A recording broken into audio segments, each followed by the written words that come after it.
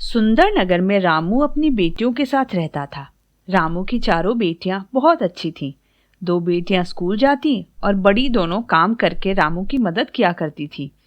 रामू की आर्थिक स्थिति इतनी अच्छी नहीं थी। रामू के पास थोड़ी जमीन थी जिसमें सब्जियां उपजाकर वो शहर में बेचा करता था। थोड़े पैसे मिल जाया करते थे। रामू की बड़ी बेटी कुसुम केक बनाया करती थी और बेचती थी। छोटी बेटी सौम्या बहन की मदद करती। बाकी दोनों लड़कियां छोटी थी, वो पढ़ाई करती, स्कूल जाती।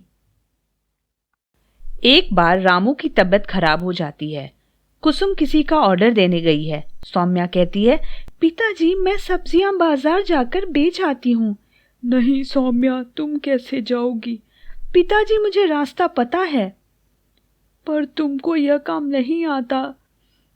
कोई बात नहीं पिताजी, मैं सीख जाऊंगी। आप बस मुझे सारी सब्जियों के दाम बता दीजिए। बेटी, हम ईमानदारी से काम करते हैं। और फिर वो सौम्या को समझा देते हैं कि किस तरह भाव लगाना है। फिर सौम्या चल पड़ती है शहर की ओर। सौम्या सब्जी लेकर शहर पहुंचने ही वाली थी, तभी सड़क पार करते वक्त उसे एक गाड़ी से ठोकर लग जाती है।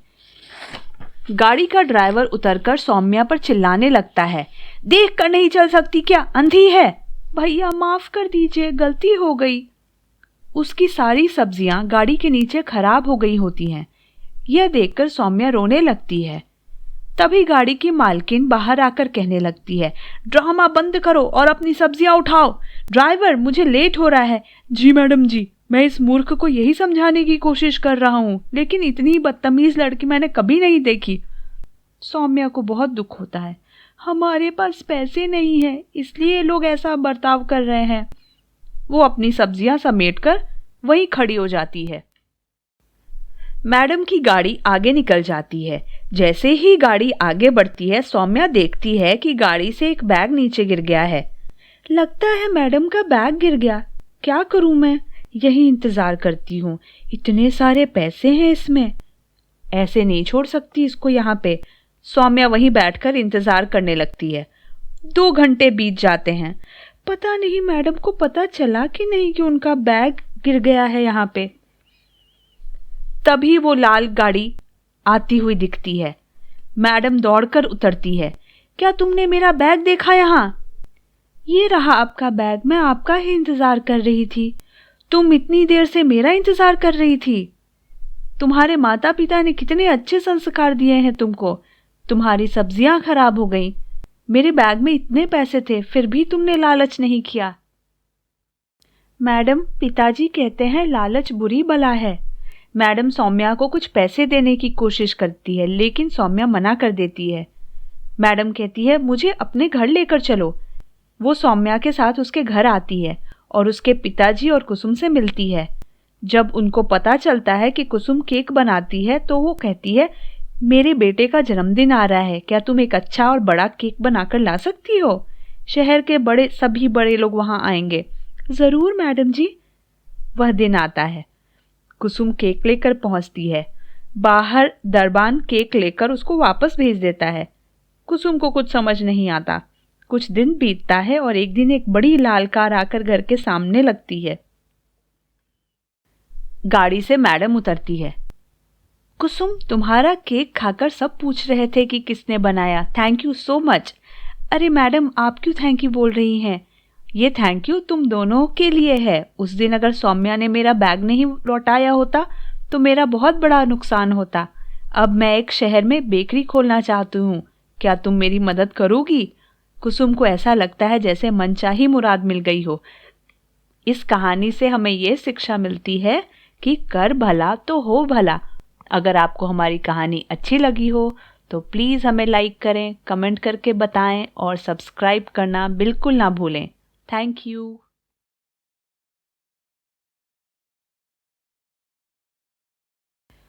आइए, आज मैं आपको जादुई नए साल की पार्टी की कहानी सुनाती हूँ। नित्या अपने चाचा चाची के साथ शहर में रहती थी। नित्या जब छोटी थी, उसके माँ पापा एक महामारी में चल बसे थे।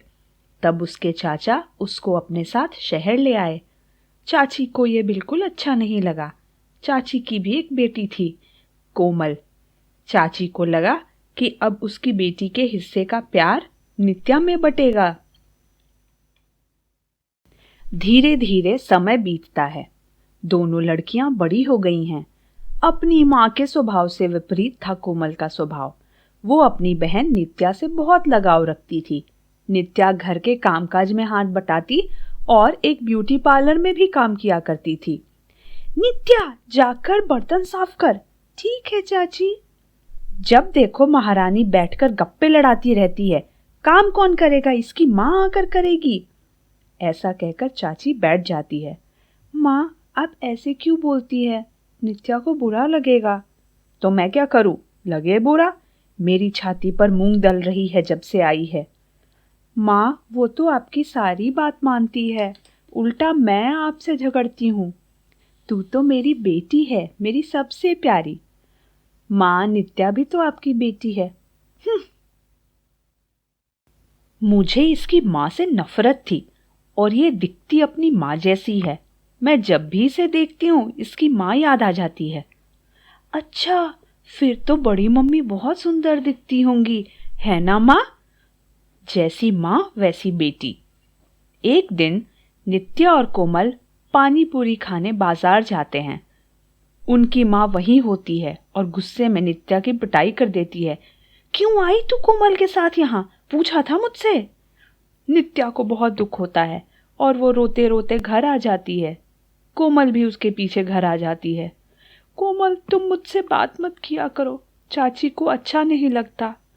पर नित्या, तुम मेरी बहन हो, मैं पापा को सारी बात बताऊंगी। नहीं कोमल, चाचा जी मुझे बहुत प्यार करते हैं और चाची से भी। वो बहुत दुखी होंगे। चाची का स्वभाव नित्या के प्रति बहुत ही खराब हो गया था। वो बस कारण ढूंढती कि नित्या पर गुस्सा निकाल सके। कितनी बुरी चाय बनाई है। आज सब्जी में नमक कितना ज्यादा है। नमक फ्री में आया है जो इतना सारा डाल दिया। ऐसे ही पूरा साल निकल गया। 31 दिसंबर थी आज। शहर के मेयर ने पार्टी दी थी। सब बड़े लोग आने वाले थे। सबको ऐसा लग रहा था कि मेयर साहब अपने बेटे की शादी का सोच रहे हैं और लड़की की खोज में हैं। नित्या के पार्लर में आज बहुत भीड़ होती है। सबको पहले अपना काम करवाना है। कुछ लोगों में पेशेंस ही नहीं होता। अरे, मैं बहुत देर से वेट कर रही हूँ, पहले मेरा कर दो ना। कुछ लोगों को आपका काम पसंद नहीं आता। अरे, ये कैसा मेकअप कर दिया। अरे, ये नेल पेंट कैसा लगा दिया आपने, बिल्कुल अच्छा नहीं लग रहा। और फिर कुछ लोग होते हैं, अरे मेरा पर्स चोरी हो गया, यहाँ इतनी भीड़ है, किसी ने चुरा लिया लगता है। कैसे कैसे लोग आते हैं। अचानक नित्या कहती है, मैडम, शायद आपने किसी और का बैग उठा लिया। देखिए, एक जैसे 2 बैग हैं यहाँ पर। देखने पर नित्या की बात सच निकलती है। सब नित्या की तारीफ करने लगते हैं कि सूझबूझ से काम लिया। अब घर वापस जाने का टाइम हो जाता है और नित्या सबको बाय बोलकर निकल जाती है। कोमल, अच्छी तरह नित्या से फेशियल करवा के रेडी हो जाओ, हम नए साल की पार्टी में जा रहे हैं। नित्या को भी ले चलते हैं माँ। पागल मत बन, वहां अपने कंपटीशन बढ़ाना है क्या? आप क्या बोलती हो माँ, मुझे कुछ समझ नहीं आता। शाम को सब तैयार होने लगते हैं। नित्या का भी मन होता है जाने का। वो चाचा जी के पास जाकर कहती है, चाचा जी, मैं भी चलूं पार्टी में? अरे, पूछ क्यों रही है, तैयार क्यों नहीं हुई? सबको जाना है। ये सब चाची छुपकर देख लेती है। नित्या अपने कपड़े आयरन करने लगती है। तभी चाची आ जाती है। महारानी, आप पार्टी में जाएंगी तो घर के काम आपका कौन सा नौकर करने वाला है? चाची, मैंने सारा काम कर दिया। गुस्से में चाची आयरन छीनकर नित्या को ही जला देती है। दर्द से नित्या चीख पड़ती है। चाचा जी और कोमल दौड़कर आ जाते हैं। अरे अरे, क्या हो गया? कोमल भागकर फर्स्ट एड बॉक्स लेकर आती है। नित्या, मुझे देखने दो। अरे, वो कर लेगी, चलो, हमें देर हो जाएगी। चाचा जी और कोमल भारी मन से चले जाते हैं। नित्या दर्द से कराह रही होती है और जोर जोर से रोने लगती है। माँ, तुम मुझे छोड़कर क्यों चली गई? यहाँ मैं कुछ भी करूँ, चाची जी खुशी नहीं होती। तभी उसके सामने कोई आता है। क्या हुआ नित्या? नित्या चौंक जाती है। ये जख्म कैसे हुआ? वो सारी बात बताती है। मैं परी माँ हूँ, तुम्हारी माँ जैसी ही हूँ। मैं तुमको जादुई लेप देती हूँ, पहले ये लगा लो। नित्या लेप लगाते ही बिल्कुल ठीक हो जाती है।